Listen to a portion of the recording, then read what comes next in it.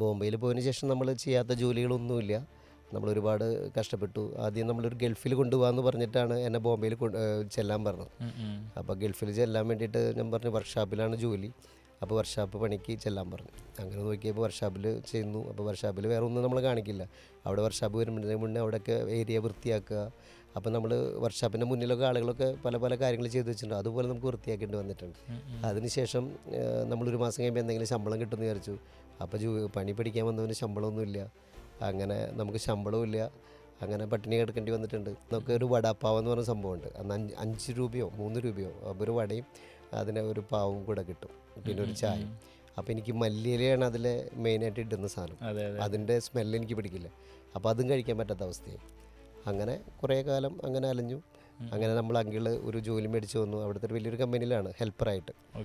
അവിടെ ജോലി ചെയ്തപ്പോൾ അവിടെയൊക്കെ ഭാഷയുടെ വലിയ പ്രശ്നം ഉണ്ടായിരുന്നു.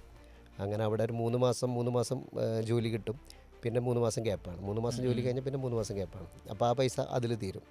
പിന്നീട് ഗൾഫിൽ പോകാനായിട്ടുള്ള എനിക്ക് വിസ അയച്ചു തരാമെന്ന് പറഞ്ഞു. പക്ഷെ 15 പേരുടെ ഒരു ഗ്രൂപ്പ് വിസയാണ് തന്നത്, പക്ഷെ പേരിലല്ലായിരുന്നു. അപ്പോൾ അത് വലിയൊരു ബുദ്ധിമുട്ടായി.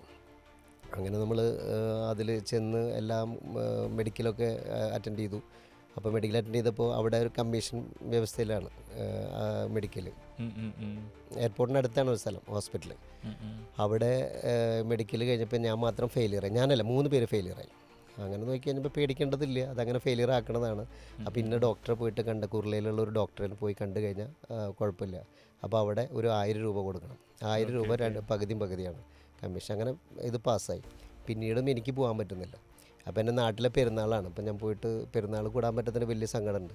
അപ്പോൾ നാട്ടിൽ പെരുന്നാൾ കൂടി പോയിക്കോട്ടെ എന്ന് ചോദിക്കുമ്പോൾ ഇല്ല, എപ്പോൾ വേണമെങ്കിൽ വിസ വരും. അങ്ങനെ പെരുന്നാളും പോയി, വിസയും വന്നില്ല. ആ വിസ അവർ മറിച്ച് വേറെ കൊടുത്തു. നമ്മുടെ പേരിലല്ലാത്തതുകൊണ്ട് വിസ മറിച്ച് കൊടുത്തു. പിന്നെ എൻ്റെ മുന്നിലൊരു ഓപ്ഷനില്ല. പിന്നെ ഞാൻ ആത്മഹത്യയെ പറ്റി ചിന്തിച്ചു തുടങ്ങി.